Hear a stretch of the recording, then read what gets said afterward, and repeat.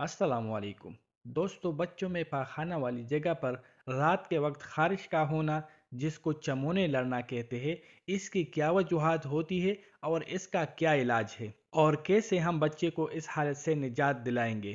تو فرینڈز، آج ہم بات کرتے ہیں بچوں میں اس کنڈیشن کے علاج کے بارے میں۔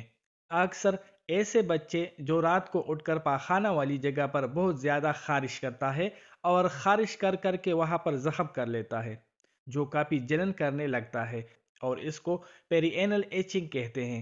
اور اس کی سب سے بڑی وجہ بچوں میں رات کے وقت کیڑوں کا باہر آنا ہے، جو کہ پاخانے والی جگہ سے باہر آتے ہیں اور باہر آ کر سکن کو زخمی کرتے ہیں، جس کی وجہ سے وہاں پر خارش ہونا شروع ہو جاتی ہے۔ اور یہ ایک مادہ کیڑا ہوتا ہے جس کو اینٹروبیس ورمیکولرس کہتے ہیں، جو کہ رات کے وقت باہر آتی ہے اور باہر آ کر انڈے دے دیتی ہے، جس کی وجہ سے وہاں پر الرجک ریئیکشن ہو جاتا ہے اور سکن میں ایچنگ یعنی خارش ہونا شروع ہو جاتی ہے۔ سکن میں خارش کی وجہ سے اکثر وہاں پر انفیکشن بھی ہو جاتا ہے، جس کی وجہ سے سکن اور زیادہ خراب ہو جاتی ہے۔ اس کے علاوہ کچھ بچوں میں پاخانے والی جگہ پر خارش کی ایک بڑی وجہ سکن کی الرجی، جس کو ہم ایکٹوپک ڈرماٹائٹس یا ایگزیما کہتے ہیں، یا ایک اور وجہ یہ بھی ہے کہ بچے کو بہت زیادہ ٹائٹ قسم کے کپڑے پہنائے جاتے ہیں، جس سے بچے کو خارش ہو سکتی ہے۔ اور وہ بچہ جن کے پاخانے والی جگہ کی صفائی کا خیال نہیں رکھا جاتا، یعنی اس کو بار بار واش نہیں کیا جاتا، تو ان تمام چیزوں کی وجہ سے یہ ایچنگ یعنی خارش ہو سکتا ہے۔ اس کے علاوہ جن بچوں کو بہت زیادہ پتلے پاخانے آتے ہیں، یا جن بچوں کو بہت زیادہ قبض کی بیماری ہوتی ہے اور اس جگہ کی ٹھیک سے صفائی نہیں ہوتی، تو ان میں بھی یہ مسئلہ ہوتا ہے۔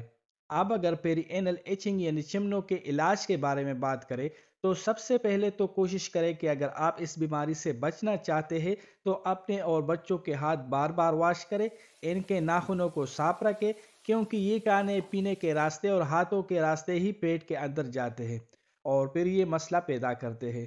جب بھی بچہ واش روم جاتا ہے تو واش روم جانے کے بعد کوشش کرے کہ اس کو اچھی طرح پانی کے ساتھ اور ایک اچھی صابن کے ساتھ واش کرے اور بہت زیادہ تیز کیمیکل والے صابن استعمال نہ کریں۔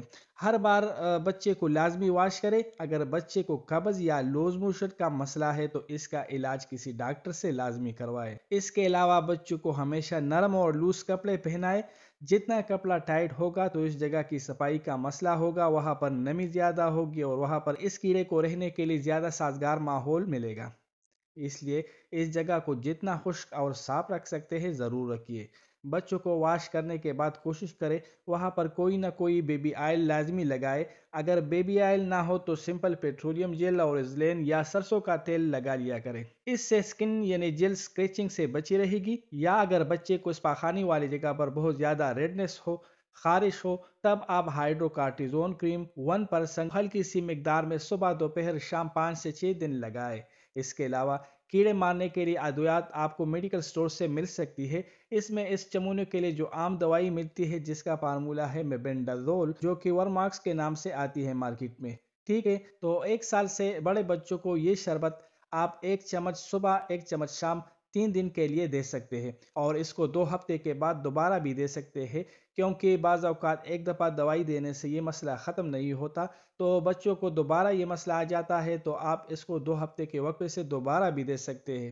اس کے علاوہ بچوں کو جنک فوڈ اور بہت زیادہ میٹھی چیزوں سے بھی اجتناب کروائے، کیونکہ یہ تمام چیزیں بھی کیڑوں کی نشوونما کے لیے مددگار ثابت ہو سکتی ہے۔ تو انشاءاللہ یہ معلومات آپ کے لیے کارآمد ثابت ہوگی۔ اپنے بچوں کا خاص خیال رکھیے۔ شکریہ۔ اللہ حافظ۔